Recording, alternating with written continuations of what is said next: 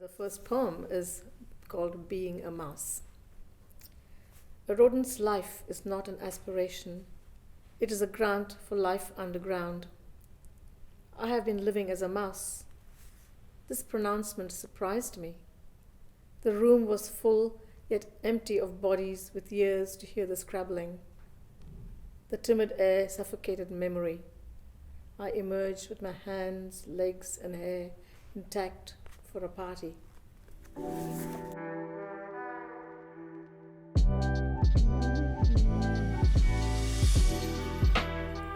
I think I was reading a poem by uh, someone's poem, and they mentioned a mouse being, living the life of a mouse, and not quite those words. And I must have dreamt that phrase that night. So I thought that was such a fascinating thing, and I thought, actually, yes, I have been living as a mouse. I really should, take the bull by the horns and do things that I want to do. So I guess that's a kind of a bit of a background to that. And of course, when I began writing it, I thought, well, stop being a mouse. What do? You go out and have a party. Enjoy yourself. My second poem is the title of my book. It's a ghazal format, and it's called On Elephant's Shoulders. Grey body of wisdom between shoulders, dark matter under sateen shoulders. Ocean verse spills scented future, while lamella shudders on baleen shoulders. River song, child of ocean song, streams through rocks with serene shoulders. Behold the gaze forested by birds spacing ravine shoulders. Make way for Dhasu, walking on toes, crippled by the height of unseen shoulders. Kia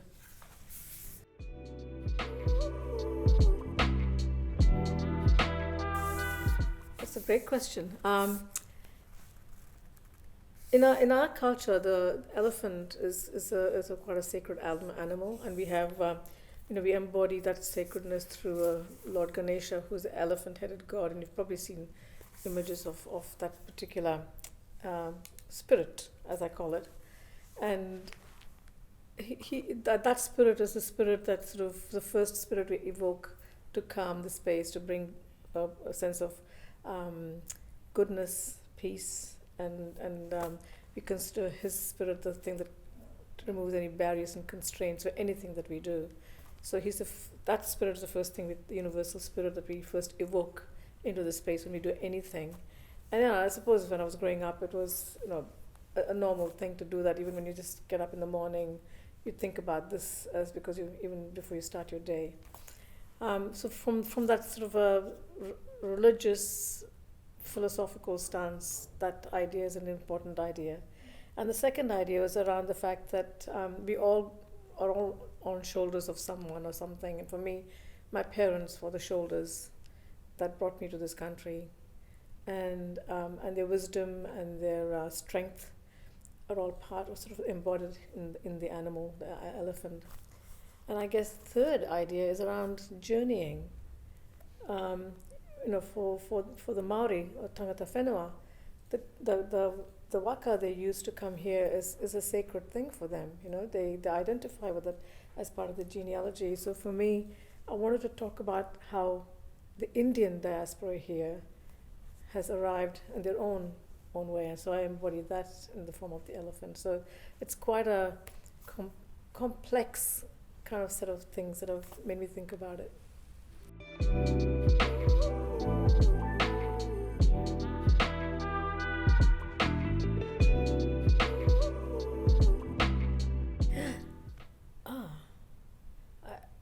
I don't know. I've been writing for a long time because previous to my taking up writing seriously, I was a dancer, and for me, the poetry and dance thing went together, and the classical style of dance that I do or learned and performed is very much based on both music and poetry put to music. So for me, it just seemed like a natural connection for me. But when I was actually studying seriously dance, I went back to India after having lived over here um, to learn dance, to get a degree in dance. I found there were times when I had to be really quiet because the dance is your body's moving. But there were times when I just wanted to just express my feelings, not through my body, but through other ways. And then I took up writing. And some of the early poems are just, not something that I would show anyone anymore, but I've still kept them. So the genesis started over there, but I don't, and then I've always kept writing since. But I didn't really come out with my writing until about 15 years ago, 20 years ago, when a dear friend of mine suggested I think about taking it up and being serious about it.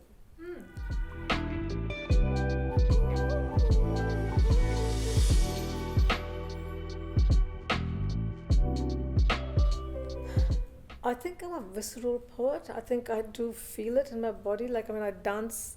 The words need to dance for me. They need to have a rhythm and a sense of something that moves, some kind of a sensuality to it. Because when you use your body to express, there's a sense of sensuality to it. Even if you're not, there is just a visceral thing. So for me, my poems are like that, I think. And most of my poems have got definitely an element of sexuality too, but sensuality definitely. And yeah, I think I have not really sat and analyzed it too much, but I think that's kind of how I work.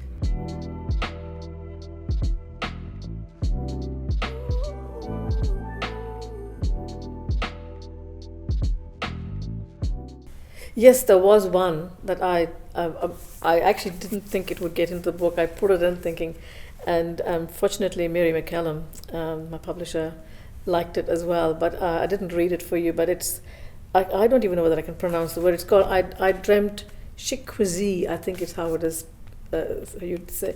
But this was a dream poem, where I had a very famous poet, Bill Manhigh. He turned into my dream, and we must have been talking about it, and his teaching style is very apparently very laissez-faire and gentle, and so he just leaves you with an idea and expects you to So this poem was that, and honestly I wrote it and I rewrote it, and I thought, I don't know, I loved writing it. It's a kind of a nothing poem in that sense, but it's playful.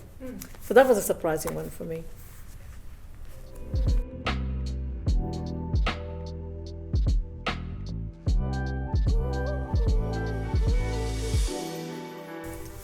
I guess I would like the reader to feel they've entered another land, another space, and a space where they feel they can even though they're not of my background, they will still find they can identify with the emotions in the poems, and I just want them to enjoy the language, the playful, the way I've played with language.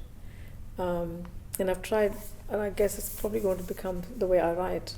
I like testing the boundaries of some of the words and the way they're used. So I'm hoping that they just enjoy being in another land, I guess.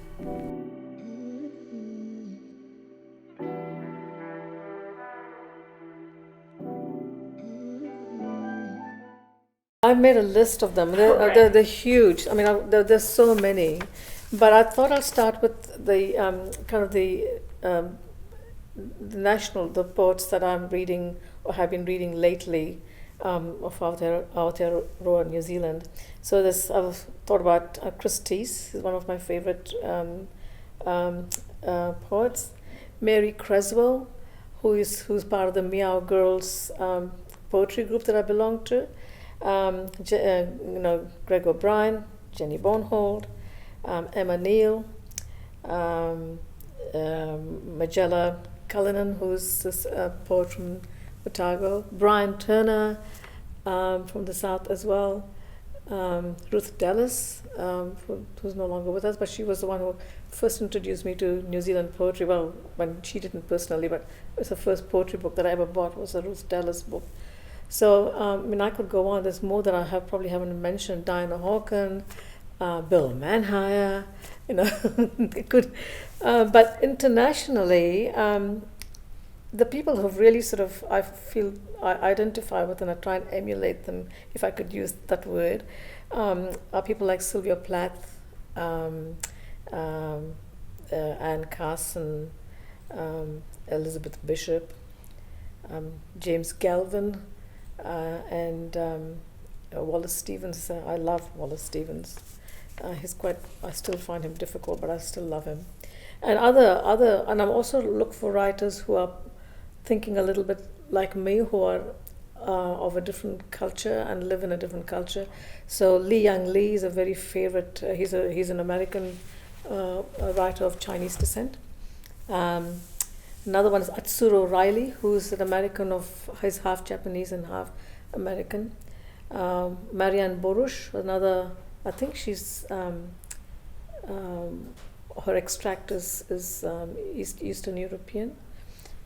Carl Phillips, Chen Chen, Ocean Vyong, and Kavya Akbar.